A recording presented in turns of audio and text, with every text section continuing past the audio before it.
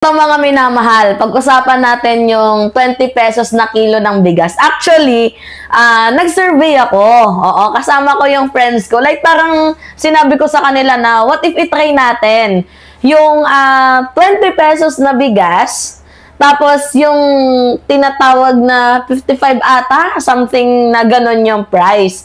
Pero hindi namin dinrap kung ano yung presyo. Pinapili lang namin yung nandun sa palengke. Pinaamoy namin doon sa tao. So ngayon, sabi ko, pwede po magtanong, sa tingin mo, saan dito yung masarap? At sa tingin mo, saan din dito yung mura? Kasi di ba mga minamahal, may perception yung mga tao na, kapag 60 pesos, magandang klase ng bigas. Kapag 20, pucho-pucho lang yan. So ngayon, we did a survey. Hindi nga lang namin na videoan, sayang. Kumbaga kasi na ano lang na biglaan lang na napasok sa isip namin. Like, kumuha kami ng tag 20 na pesos na bigas from Kadiwa. And bumili din kami sa palengke ng tag 56 ba yun or tag 57 na bigas. Pero sineparate namin yung dalawang box na maliit lang siya. Tapos pinaamoy namin saan dito yung sa tingin mo mamahalin at saan dito yung sa tingin mo mumurahin. So, pero hindi namin sinabi na yung ditong parte na to is 20 pesos, tapos dito is almost 57 pesos. Now, pinaamoy namin. Tapos sabi ng ate, sa tingin niya daw yung mumurahin ito. At yung masarap ito. Tapos nung na-reveal namin yung price, alam mo ba na itong sinabi mong mukhang mamahalin coming from Kadiwa store na tag 20 pesos. Ngayon naman, binaliktad naman namin mga minamahal. Pinakita namin yung presyo. Okay. Ito, 50 plus. Baliktad naman yung pag-survey namin, 50 plus. Tapos dito naman 20 pesos. Alam nyo, napansin ko, meron talagang perception yung mga tao na kapag mahal yung bigas, ibig sabihin masarap. Kasi tatlong tao ang napag-surveyhan namin mga minamahal. Tatlo yung naka-reveal na yung price, tapos tatlo din sa mga hindi naka-reveal yung price. Bali, 6 na tao yung napagtanungan namin, pero hindi naman siya totally survey. Parang ano lang, napasok lang sa isip namin. Now, nung ni-reveal namin yung price, binaliktad namin yung concept. Pinakita namin yung presyo ng tag 57, tapos yung presyo ng tag 20. Ngayon, ang perception nila na mas masarap daw at mas mabango yung dito sa kabila. Tapos, nung tinanong bakit, kasi 60 pesos yan Yung 20 pesos, parang ano lang yan tawag dito, muro-muro, sa madaling sabi, pucho-pucho. Ngayon, naintindihan ko na mga minamahal na may perception talaga yung mga tao na ito yung bilhin natin kasi mahal, masarap. Pero kung hindi namin pinakita yung presyo, 'di ba? Kasi may nauna kaming 3 pinagtanungan ng kaibigan ko. Kung hindi namin pinakita yung yung presyo, sa tingin nila yung mahal at mukhang masarap is yung tag 20. So ngayon, naintindihan ko na yung tao talaga minsan nakabase, 'di ba, sa presyo kasi ganun yung perception nila. So but at least, mga minamahal, napatunayan ko na may mga ganong klaseng tao. But anyway, hindi yung pag-uusapan natin, Yan, nakalagay na dyan kanina pa. Sabi dito, government won't run out of benting bigas. Buti pa nga si PBBM, diba? Despite na nilalait ng bangag, adik, kung ano-ano pa. Diba? Napaka-workaholic. Sobra ng ating presidente. Like, tingnan nyo, sa panahon ni Digong, hindi natin to naranasan. May magsasabi na naman, hindi kasi malapit na yung election, hindi kasi ganito, ganyan No, mga minamahal. Siyempre, tinatrabaho yan ng gobyerno. Alam nyo naman kung gaano kahirap na maging 20 pesos yung bigas na yan. Pero still, talagang pinipilit.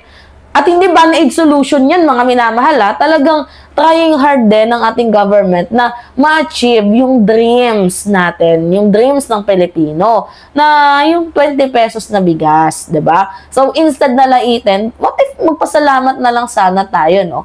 Alright, basahin pa natin. Sabi dito, President Ferdinand Marcos R. Jr. on Sunday dispelled any doubt about the sustainability of his benteng bigas. Meron na program that offers quality rice, 20 per kilo to the country vulnerable sector. So, marami pa rin ang nagdududa kung paano masustain o patagalin itong 20 pesos na ito. May stock pa ba tayo ng bigas? Kaya pa ba itong bayaran ng gobyerno? Diba? Masustain po ba yan? Sabi naman ng presidente, masustain po natin yan basta nagtutulungan ang lahat. Ang sisiguraduhin natin ay hindi mawalan ng abot kayang bigas ang ating mga kababayan. Actually, nakaka-touch yung sinabi ng ating presidente. Like, paano nagagawa yun ng ating presidente, no? Despite na ang daming issue, pero yung kanyang pangako, never niyang pinako. And one of the reason kung bakit nagustuhan ko si PBBM bilang presidente ng bansang Pilipinas, napaka hands-on niya sa gawain, sa trabaho niya, hindi niya napapabayaan. Kaya sobrang thankful ako na meron tayong ganitong klaseng presidente. Oy, by the way, mga minamahal, open na pala ngayon yung tawag dito, yung Bucas Hospital. So, madami pong mga Pilipino ang matutulungan dyan. Bukod sa may 20 pesos kilo na bigas tayo, may Bucas Hospitals pa. So, anyway, papanood ko sa inyo tong video na to. Kayo na ang humusga. Okay, alright. Bago tayo magtapos, paalala lang po na bukas na ang 51 bukas o bagong urgent care and ambulatory services. Ba't parang ang hina? Wait lang, mga minamahal. Wait lang kasi parang ang hina. Makikita ba natin sa monitor? Okay. Okay. Nasa 33 provinces ito sa buong bansa.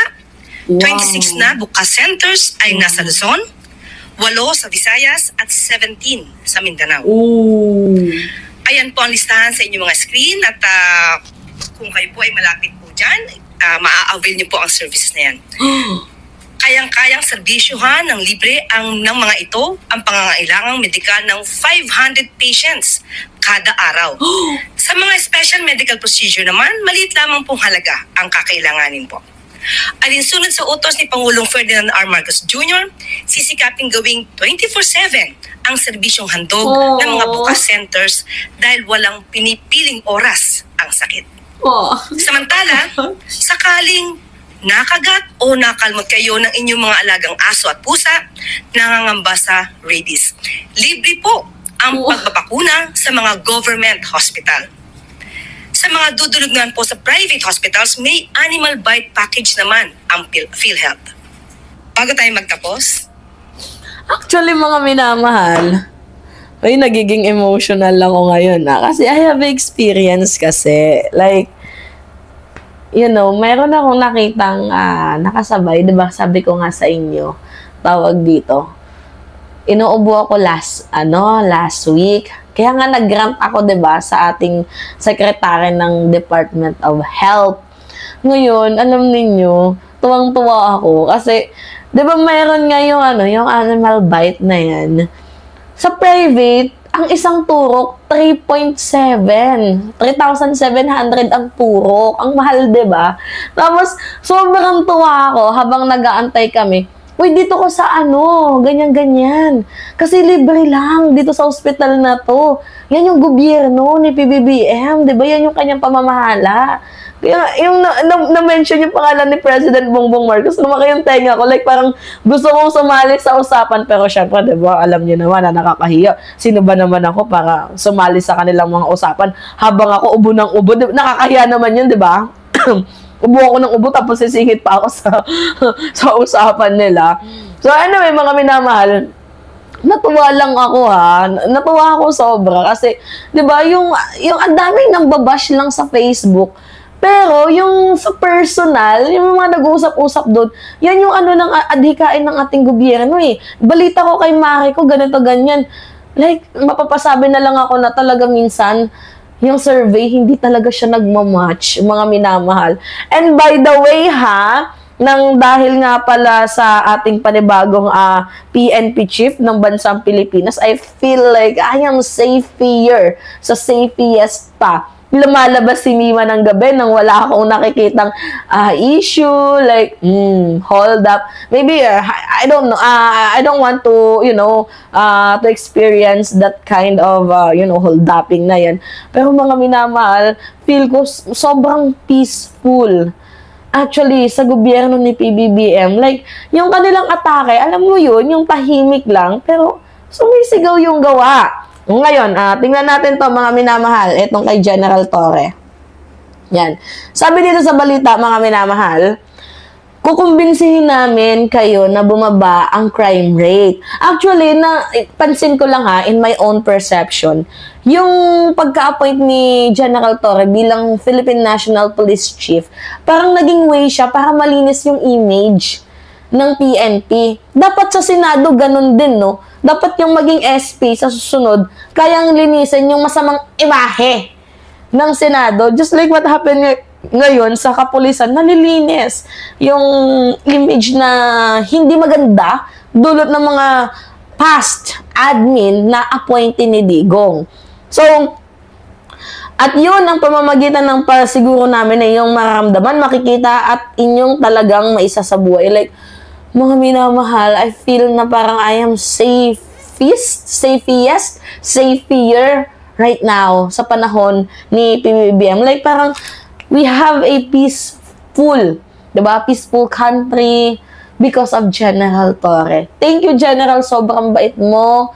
Napaka-accommodating mo. And I hope na magkita pa tayo soon.